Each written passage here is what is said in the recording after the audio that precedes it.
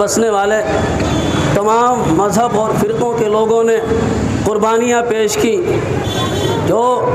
جس کے نتیجے میں یہ ملک آزاد ہوا، اسے ہم 15 اگست کو یوم جمہوریہ، یوم آزادی مناتے ہیں، وہ انڈیپینڈنس ڈے ہو۔ اور آج ملک کی آزادی کے بعد 15 دن بعد اس ملک کی دستور کے لیے ایک کمیٹی بنائی گئی تھی، اور اس کمیٹی نے 2 مہینے 18 دن کے بعد ایک آئین، ایک دستور مرتب کیا۔ اس دستور کو پارلیمنٹ میں پاس کرنے کے بعد 26 جنوری 1950 کو اس ملک میں لاگو کیا گیا۔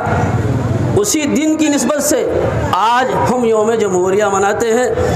اس یوم جمہوریہ منانے کا مقصد صرف یہ ہے کہ ہندوستان، یہ جو ہمارا ملک ہے، یہاں ہر مذہب، ہر فرقے اور ہر جماعت، ہر سماج کے ماننے والوں کو جو ان کو آزادی ملی ہے، یہاں کے آئین میں، یہاں کی دستور میں جو تحفظات ملے ہیں کہ وہ خوشحال زندگی گزار سکے، اپنے مذہب پر، اپنے کلچر پر کھل کر آزادی کے ساتھ زندگی گزار سکے، اسی دن کو ہم آج منا رہے ہیں۔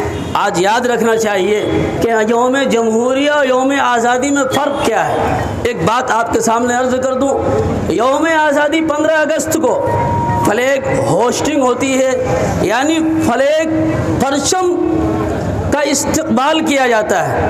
اس وقت جب جھنڈے لہراتے ہیں تو جھنڈا نیچے ہوتا ہے، اسے اوپر لے جا کر پھہرایا جاتا ہے، اسے فلیگ ہوسٹنگ کہا جاتا ہے۔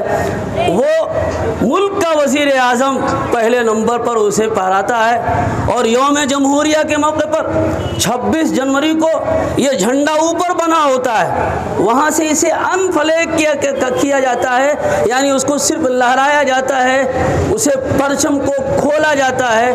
دونوں میں یہ فرق ہے، اور 26 جنوری کو جھنڈا صدر جمہوریہ لہرایا کرتے ہیں۔ اس ملک کی دستور میں جس طریقے سے آزادی میں مسلمانوں کا یوگدان رہا ہے، ایسے اس ملک کے دستور میں تمام مسلمانوں کا یوگدان رہا ہے۔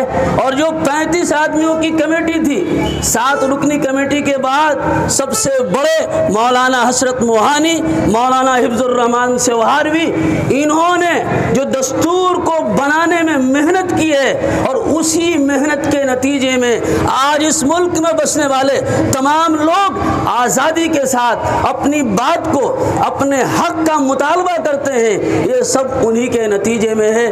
میں انہی بات پر اپنی باتوں کو ختم کرتا ہوں۔ ہمیں ان دنوں کو یاد کرنا چاہیے، اور ان اکابر کی قربانیوں کو، ان کی محنتوں کو بھی یاد کرنا چاہیے۔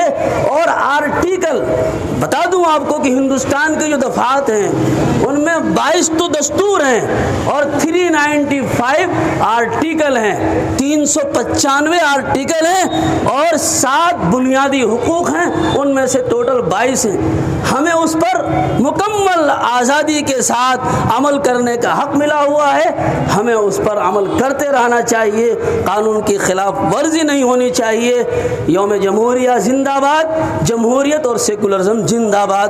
السلام علیکم۔